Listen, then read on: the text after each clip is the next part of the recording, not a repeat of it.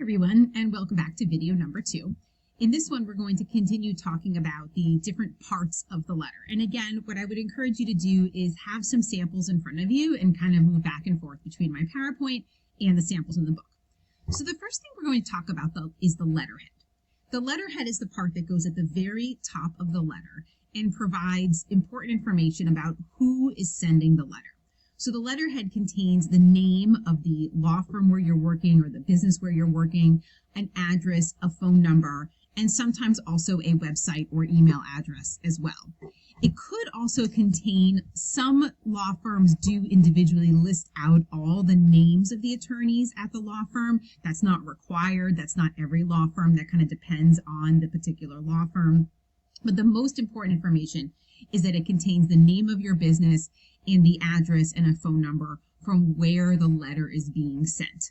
Now, most companies and law firms will have an organized letterhead that sometimes has a logo or, imagery that goes with that letterhead, and then they will tell you to use that.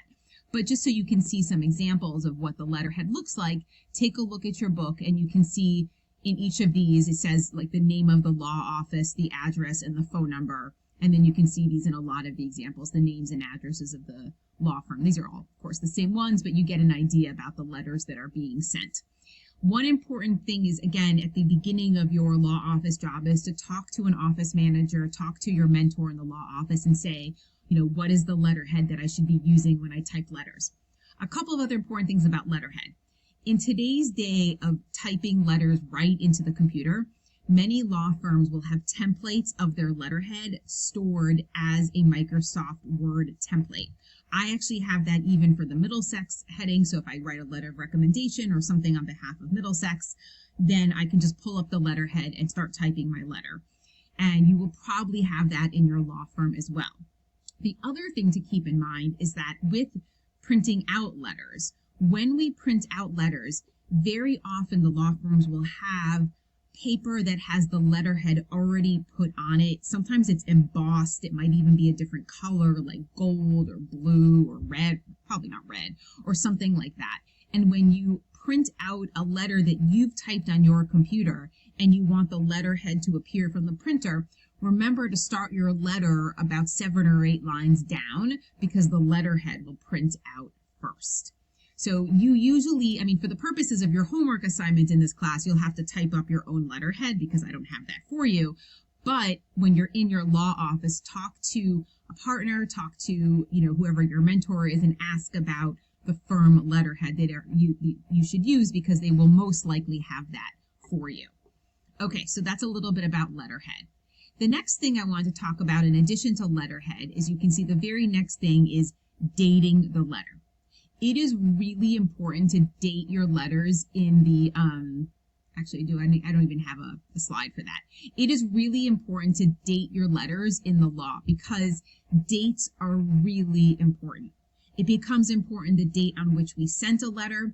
When you receive mail, there might be a secretary in your law office. If not, if you're wearing many hats in your law office and you're also doing secretarial skills, we usually date stamp letters when they arrive in the office so we know the date that it arrives. But it's really important to keep the date on your letter current. And this is what I mean. Sometimes we start a letter, let's say it's Monday morning and you start working on your letter on a Monday. And then you get pulled off onto other projects and you don't actually finish the letter until Friday.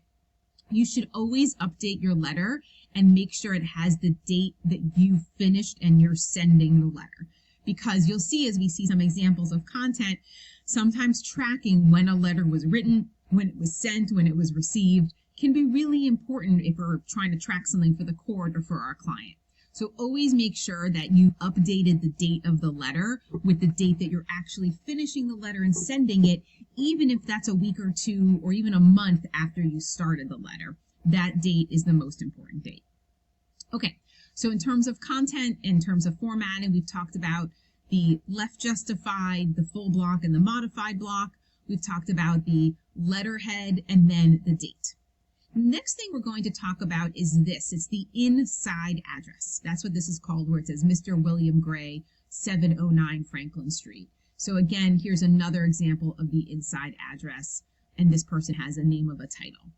So the inside address is the letter to whom we are writing. Who are we writing to? The general rule is to put the name of the individual. If we know this person's title and the name of the company, we can list it there as well. And then, of course, the address of that individual with the city and state designated. A couple of important things here. And I say this as a person whose name is misspelled and mispronounced all the time. And I know a number of you listening and watching this video have also had your names misspelled and mispronounced. Do not make a mistake on the inside address. Remember the list of individuals that we send letters to: clients, opposing counsel, the clerk at the court, a third party, a witness. Nobody likes to see their names misspelled or certainly mispronounced. And there's no excuse these days for misspelled names. So what can you do about it? First of all, if you know the individual, you can ask them. You can double check their spelling. I would always rather somebody ask me and double check the spelling of my name than get it wrong. The other thing you can do is try to check a website where their name will be printed, knowing that sometimes websites have names incorrect, but if you feel comfortable, you can check the company website, LinkedIn, other sources to see and make sure you have the name and the title of the individual. You can even call the company where they work and say, I'm sending a letter to Hallie Sugarman. I just want to confirm the spelling of her name and her title. So make sure you spend that extra time. On that note, I've linked you some information about gender neutral and using pronouns.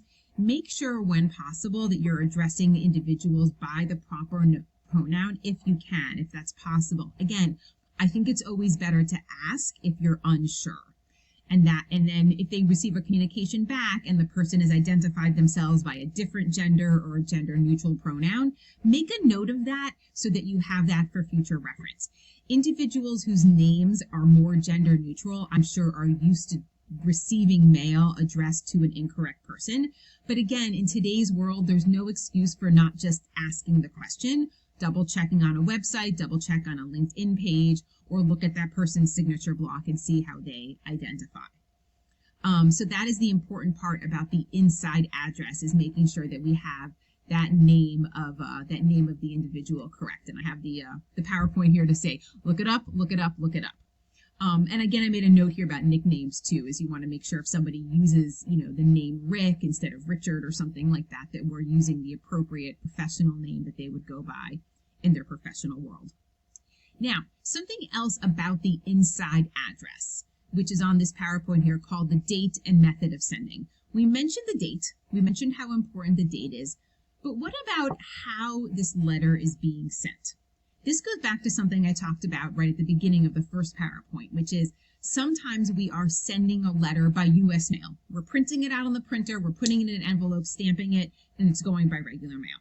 But that's not always the case. Sometimes we are overnighting letters. We overnight a lot of information in the law office, and that's often because we need information to get in somebody's hands that very next business day. So sometimes we're sending it by Federal Express or UPS overnight delivery. We are even still faxing information. Yes, we are emailing a lot more, but there are times that we need to fax information where it needs to be come out on the printer on the other side. I know that sounds old-fashioned, but we still use it. The rule goes like this. On the inside address, which I'll show you in a minute, we generally don't indicate the method of sending if the method is regular U.S. mail. So if a letter is going by regular U.S. mail, we don't put anything there. That's sort of the default. We just assume that's how the letter is being sent. However, if a letter is being sent by any other method, like overnight delivery or fax or any other format, then we should indicate the method of sending right above the inside address. Unfortunately, I don't have a printout example of the method of sending, but if you look at the example here with Wally Sofer, if you were sending this by Federal Express, what I would ask you to do is right above his name, I would have the words right via Federal Express or via overnight delivery. And that way the recipient knows that this was coming in a method other than U.S. mail. Again, that goes by often what you have done in your own law office. Talk to the people in your law office about how they prefer to designate the method of sending. But usually we designate that right here, right above the inside address. The other thing that I want to pause here and point out before I move on is to check on the spacing. I know that this is just a self-typed inside address and letterhead, but notice how these are all single spaced. When you type your letters for homework, and you're going to type 4 of them, make sure that you are double spacing between the date and the letterhead, and then again a double space between the letterhead and the inside address. But notice that the inside address is all single spaced, and that is true for all of these here. You don't want there to be double spacing in between your lines for the inside address, because then it starts to get really long and look like it's all disconnected when those are parts of the letter that are connected. So I just wanted to mention that here to check on the spacing. Make sure that this address, the inside address, is being single spaced and then double spaced between the date and the ray line and the greeting. Okay, I'm going to continue on and now talk about the ray line. That's the regarding line. All business letters should have a regarding line. Now, if you're emailing, very often the subject of your email is similar to what the ray line is. But again, right now we're just talking about letters that get printed out and either faxed or mailed or sent by overnight delivery. There should be a regarding line. The regarding line is, again, similar to the subject matter of an email, and it's exactly that. It's the subject matter of the letter. It doesn't need to be long or fancy. It's just some way to signal to your reader, this is what the letter is about. So deposition on July 9th could be a perfectly good letter. Some of these have like the name of the case, deposition of Wally Sofer and Harold versus Sofer. So you can indicate that. Some, I'm trying to look at an example here. I think there's a couple in your book, might even indicate the name. Here it is, like the account number. So depending on the law firm that you work for, you may have a practice of indicating the internal reference number of a case that you're working on. And this is very often for your own record keeping purposes. But this would be another question to ask the supervising attorney, your mentor, or secretary in the law office, how you designate the ray line, if there's like a certain standard formatting. But usually it's just a few words to indicate what is the topic of this letter. It does not need to be long. But it's really an important part of any business letter is to indicate the topic here. So again, just to recap what we've covered so far, we have the letterhead, which again, you will type for your own homework purposes, but in a law office, you will likely be given a template on Microsoft Word and the ability to print out your letter right onto letterhead. You will always date the letter and date it exactly the date that you finish the letter and that it's being sent. The inside address is the person to whom you are writing. Double check the spelling of the name, double check the title of the person, double check the gender if you believe that you need to indicate the right gender at some point in the letter. And then the ray line, which is the topic of the letter that you're writing. So again, notice they're not super long, but they indicate the topic. Okay, the last thing I'll start mentioning, but I see I'm nearing out of time, is the greeting. The Dear Ms. Hunt, and this one, Dear Mr. Green, and this one is, Dear Mrs. Lilly. So a couple of things to keep in mind. Number one, most business letters begin with Dear and then use a colon rather than a comma. Business letters generally begin with Dear, identify the individual, and then a colon rather than a comma. Now, the couple of things to keep in mind is making sure, again, that we have the spelling of the person's name and then also the appropriate greeting. So some women or people identify as women feel very strongly about the Mrs. and the Ms., and so it's best to know that. If you don't know the gender of the person at all, it's always best to use that person's first and last name, Dear Hallie Sugarman. And then you don't have to worry about getting it wrong or offending somebody. It's just use that person's first and last name if you don't know their proper greeting. If they go by doctor or professor, then obviously if you know they go by that greeting, you can use that as well. I'm at the end of this video. I'll pick this up on video number 3.